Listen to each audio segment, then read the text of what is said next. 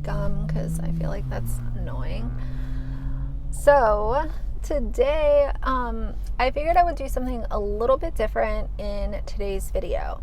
There are a few different things that I want to talk about, more or less updates on stuff that I've already done dedicated videos on. So we'll see how this format goes, and if you guys like it, then I'll incorporate these in. I don't know how often. It kind of depends on if there's stuff that needs updates.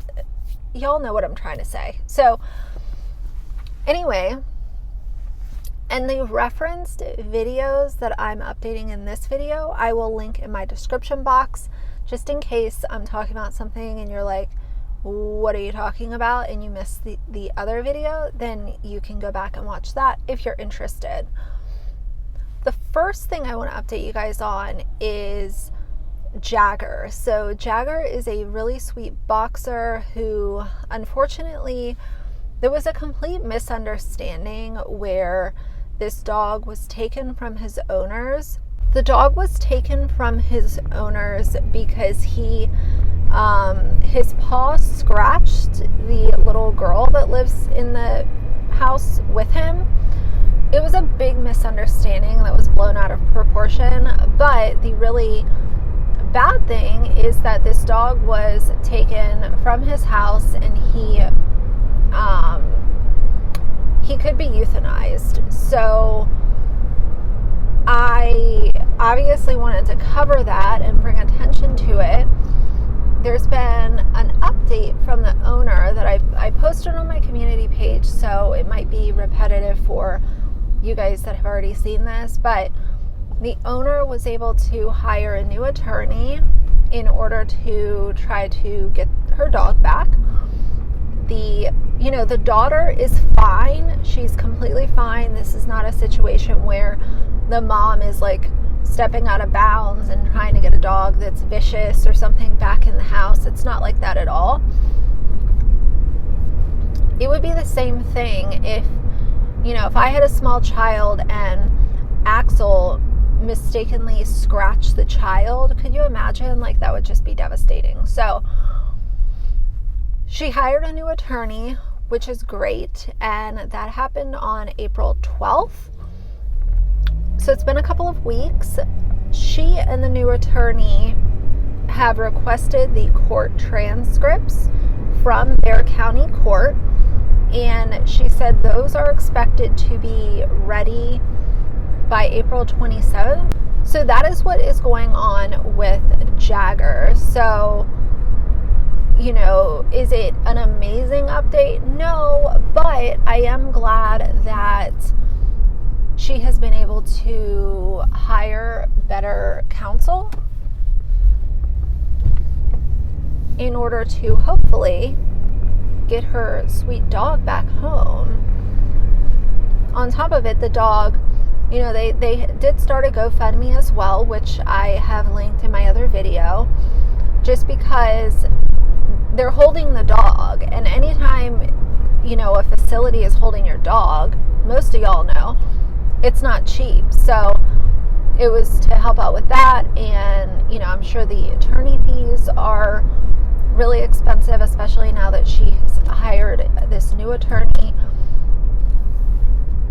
I know that some of you guys asked, well, if I don't want to go through GoFundMe, is there a way to send a check or money directly to the owner? And there is. So I'll throw up a screen grab right here of where you can send.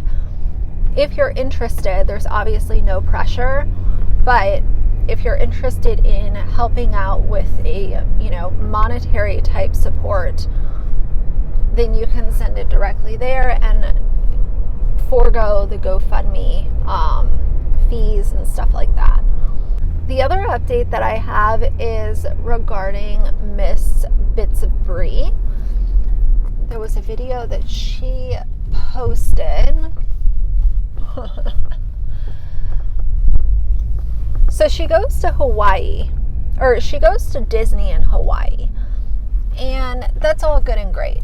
Super cute, okay? The problem with this whole trip to Disney that she decided to vlog is that A, this is something that I have talked about for a very long time. So many of these vloggers just have zero respect for people's privacy. And I get it. You want to vlog your vacation. You want to vlog your kids. That's all great. But there's a time and a place. And when Bits of Brie decides to go to the pool with her kids at this Disney resort, she is vlogging another mom and the mom's child. These people didn't ask to be on your vlog. So I watched that video. I watched it to see what she had to say about the house, which I'm going to get into next. So I watched it to hear what she had to say about the house, but I also heard that part, and I also saw that part of the vlog where, you know, there's just like no regard for other people's privacy. What if those people don't want to be on YouTube? She didn't blur the faces. She, you know, especially for the kids' sake, you're putting another person's child on your YouTube channel that is going to get hundreds of thousands of views. And it's all of them. So I don't want it to come off like I'm picking on her, but it was just such a, you know, exhibit A example of the lack of respect and common human decency that these family vloggers have. The second thing that was in this video, and the more interesting part, because frankly, Disney, I don't care about Disney. She informed her subscribers that they were allegedly outbid by $500,000 on that $1.9 million house that they were interested in buying. Now, this is what I was saying. I had a funny feeling that she was going to make it about being outbid, because she had already prefaced it by saying that it was a bidding war. Everything was a bidding war. Bid, bid, bid. So that was going to be an easy excuse to come back and say, well, we were outbid so much. First of all, we've already talked about the qualifying factors for buying a almost $2 million house, working with 1099 income. The numbers would just not work out, in my personal opinion. Like I said, unless she has liquid assets of over $1 million and can take out a smaller loan size. Even then, let's just say your loan size is $900,000. That's an insane loan size. There are families that have very good jobs and they can't qualify for that on W-2 income. So either way, let's not rehash that again, but they were allegedly outbid, and now they're looking at other houses. You know, whatever. If, like I said, if she comes back and says and shows, this is the house that we bought, we're staying in Hawaii, then I will say that I was wrong, and I'll correct myself all day long. But in my personal opinion, it never was a plan to move there permanently and keep the house in Ohio. So that's just my personal opinion.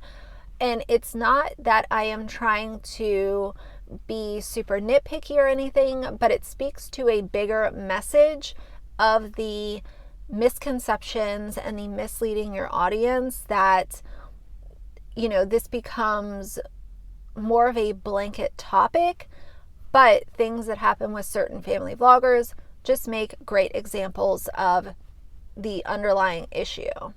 It's so nice outside today. I think it's like 80 degrees. So that's the update on Bits of Brie. The next update that I have is about James Charles. I was very curious after Morphe put out their statement and James came out with his statement. I was thinking, you know, Morphe should have done the right thing with pulling all of his stuff off the shelves, take it off the website, you know, finish up business, let it go, take the hit, show that your company actually has some ethics. But what do we expect from Morphe? Nothing. Something else that they definitely could have done to show people, we don't stand with James, we do not want our name associated with his. They could have unfollowed him on social media, but as of today, they are still following James on Instagram. And I understand that some people might look at that and be like, oh, well, you know, is it really that serious? To me, I think that it's small things like that that can show your customers that you don't want to be associated with him. So is it that big of a deal?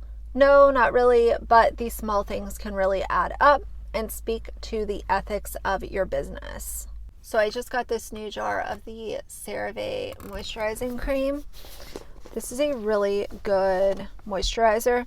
I know I always talk about the Soap and Glory stuff, but this is more geared towards like actual really, really dry skin. And if you're someone that is sensitive to fragrance,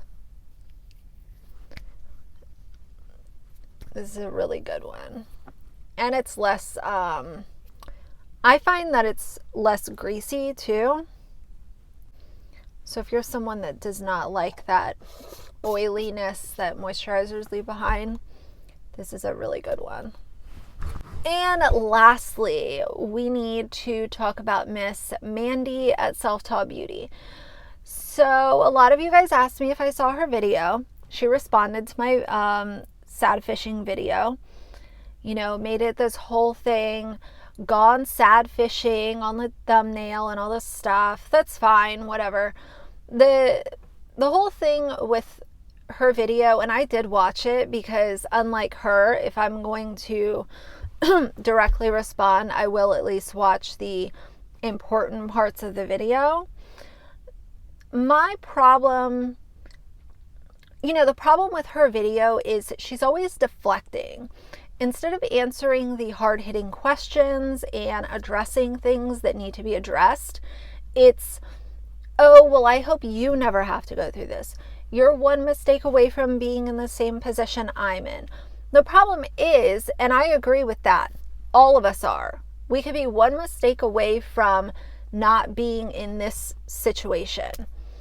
However, you're also one decision away from making your situation better. And we have seen this play out for over 2 years with her, where there has been no movement, no helping yourself, constantly asking your audience for donations and using that emotional manipulation in order to gain monetarily. So for those asking, I did see her video, and I have always said I wish her nothing but the best, but the one thing that I've wanted to see for so long is some initiation.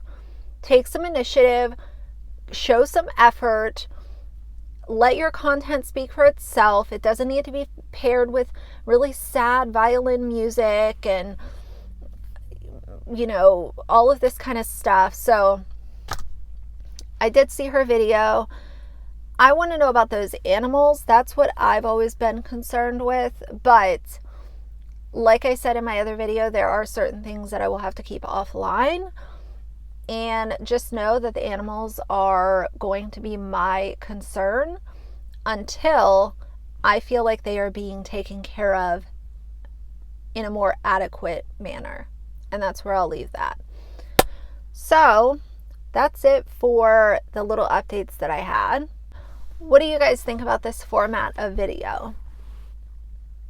I know you guys really liked my little video that I did yesterday about stands, and, you know, great comments on that video. I really appreciated, you know, all of the support and stuff. It's just crazy when, you know, you can make videos and certain people, like certain subscribers or other YouTubers will think that it's about them, and it's just it's so fucking comical.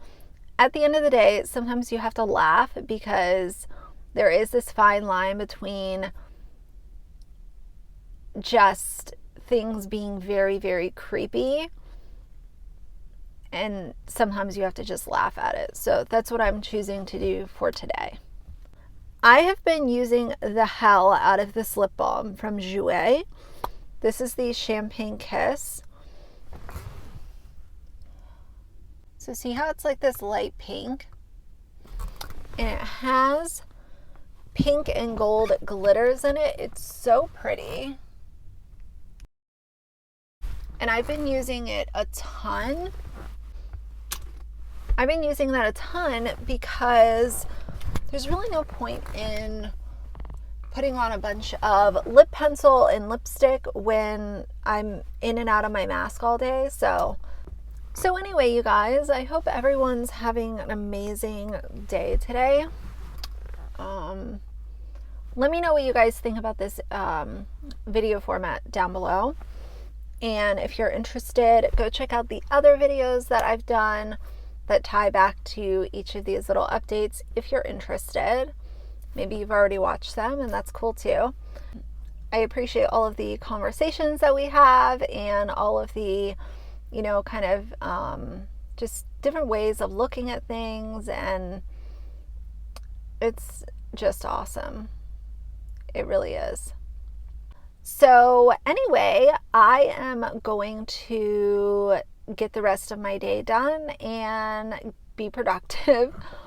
There's going to be some normal format videos coming up over the rest of the week. But for now, if you like the video, please leave a like and a comment. And if you'd like to see more from me in the future, please subscribe. I'll see you guys soon. Bye.